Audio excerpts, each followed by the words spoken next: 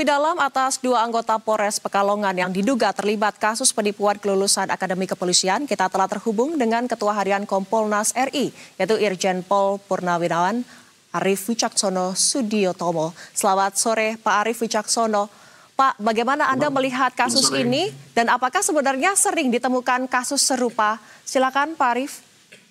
Ya, terima kasih Mbak Dinda atas kesempatannya. Memang kasus ini yang menjanjikan untuk bisa masuk kuota khusus ini harus bisa dimengerti oleh masyarakat.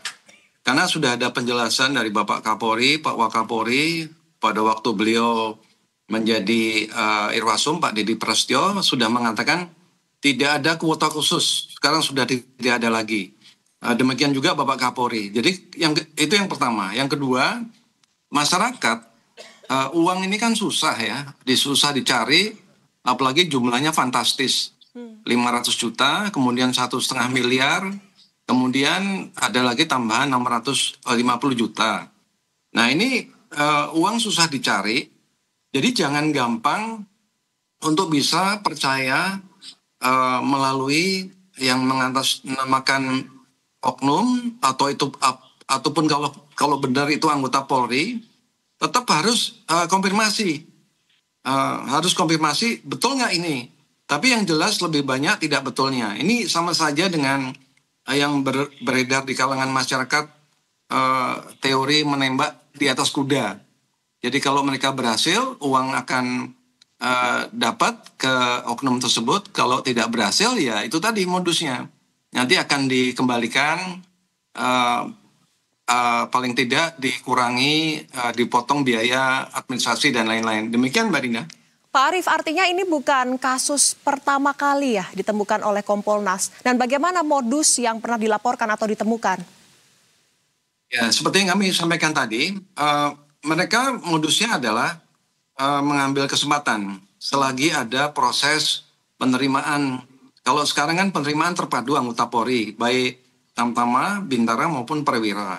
Jadi pada saat ada penerimaan ini, yang menamakan dirinya oknum itu mengambil kesempatan. Jadi dengan iming-iming si masyarakat ini bisa masuk apakah menjadi anggota Polri level Tamtama, Bintara, dan apalagi Perwira. Kemarin bulan Juli kami juga diundang langsung untuk menyaksikan pengumuman langsung seleksi final, seleksi yang terpilih menjadi Taruna Akabri Kepolisian.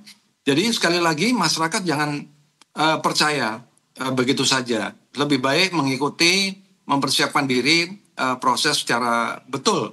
Dan baik itu fisik, kemudian psikotes, kesehatan maupun akademis. Begitu Mbak Dina.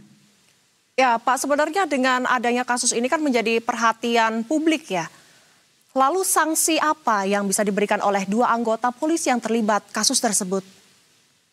Ya, khusus anggota Polri ini kebetulan mereka bertugas di Polres Pekalongan, inisial AU, dan juga di Polsek di Pekalongan, inisial F.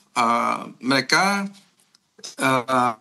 awalnya telah dilaksanakan sidang, awalnya dilaksanakan penyelidikan oleh Bid Propam. Tapi kami melihat sudah disiapkan untuk sidang kode etik oleh Bid Propam. Kemudian kalau kita tadi menyimak penjelasan Kabitumas, mereka juga secara paralel unsur pidananya juga diproses, yaitu tentang penipuan. Jadi ini harus konsisten. Kalau memang ini dilangkahkan, kemudian diumumkan ke publik agar menimbulkan kepercayaan masyarakat, trust masyarakat kepada Polri, bahwa itu semua tidak benar. Demikian Mbak Dina. Pak, bagaimana cara menghindari agar tidak ada oknum polisi yang mencoba untuk mengambil celah masyarakat untuk masuk ke instansi kepolisian? Ini kan jelas-jelas sudah masuk dalam fase penipuan begitu Pak? Ya, jadi caranya gampang. Sekarang Polri itu sudah punya pemberitahuan secara publik melalui website, melalui informasi-informasi Polri, yaitu tentang penerimaan terpadu satu pintu anggota Polri. Jadi kalau misalkan ada informasi di luar daripada yang diumumkan oleh website atau humas daripada Polri itu patut diduga itu ada indikasi penipuan. Nah, kalau memang perlu lagi anggota masyarakat atau masyarakat yang saudara atau anaknya hendak memasuki seleksi tersebut, itu harus konfirmasi ke Polda, minimal ke Polres masing-masing, di mana mereka berdomisili. Itu yang paling gampang, karena semua informasi ini sudah disebarkan ke seluruh masyarakat Indonesia. Demikian, Mbak Dina. Artinya masyarakat juga harus jeli dan juga selektif, apalagi jika mendapatkan tawaran gitu ya Pak ya. Nah, menurut pandangan Anda nih Pak, apakah kasus ini menjadi salah satu contoh kelemahan atas tahapan masuk akademi kepolisian? Jadi masyarakat yang ingin mengambil jalan pintas dimanfaatkan oleh oknum kepolisian itu sendiri. Ya, beberapa waktu yang lalu memang banyak yang dinamakan kuota-kuota, yaitu dengan adanya rekomendasi untuk masyarakat bisa masuk menjadi anggota Polri dengan jalan pintas. Tetapi setelah melalui beberapa evaluasi yang cukup panjang, cukup detail, ini semua dihilangkan yang kuota-kuota tersebut. Jadi sekarang mereka fokus kepada seleksi. Seleksi yang pertama diumumkan secara terbuka.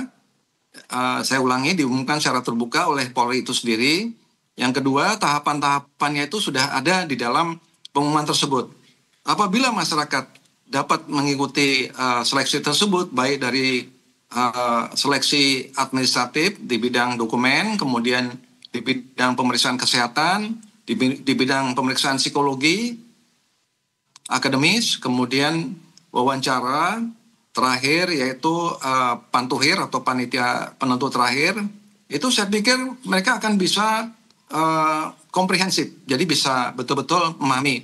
Kami sendiri beberapa kali pernah dilibatkan untuk memonitoring, melihat secara langsung proses seleksi ini. Bahkan apabila ada pengumuman yang keterima atau tidak keterima, yang tidak keterima pun nanti akan diberikan konseling.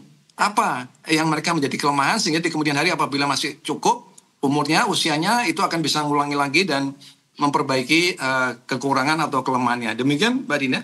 Artinya dengan adanya seleksi kepolisian, semuanya itu dibuat serba transparan.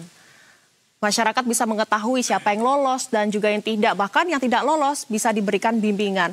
Pak, apakah kasus ini juga sebenarnya dapat menjadi pemantik untuk reformasi Polri?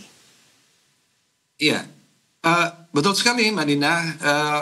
Reformasi Polri itu kan pernah seperti kami sampaikan, bahwasanya harus ada perbaikan, pembenahan, tiga hal. Pertama di bidang pelayanan, kedua penanganan, dan ketiga internal daripada Polri itu sendiri. Nah, pelayanan ini salah satunya adalah proses seleksi ini.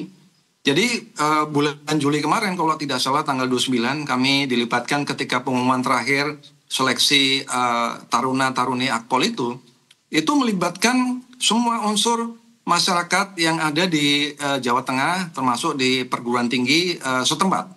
Jadi terbuka. Pihak eksternal pun bisa mengikuti proses tersebut.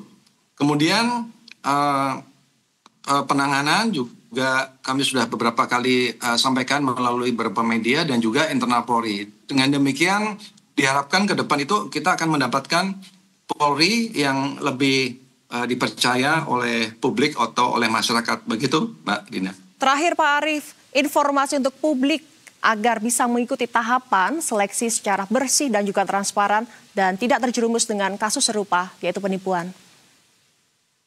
Oh ya, jadi itu tadi yang pertama masyarakat atau publik ketika nanti sudah memasuki fase-fase penerimaan anggota Polri, seperti kami sampaikan tadi, sekarang penerimaan anggota itu ada yang dinamakan penerimaan terpadu anggota Polri baik level Tamtama, Bintara maupun Perwira.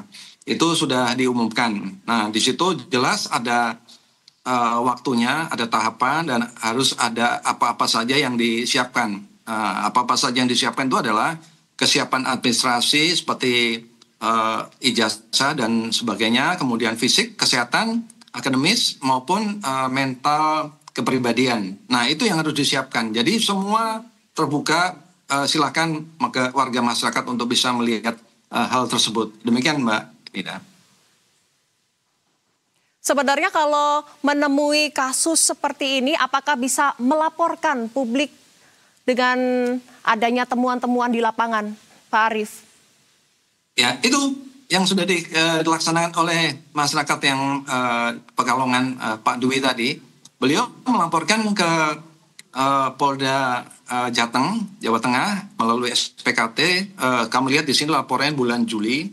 Seharusnya kalau Pak Dwi beserta masyarakat lain sudah ada anggota Polri yang mau berani menjadi penghubung, apalagi meminta bayaran yang sedemikian fantastis, ini harus ada kecurigaan, ya. Karena ini tidak terkonfirmasi.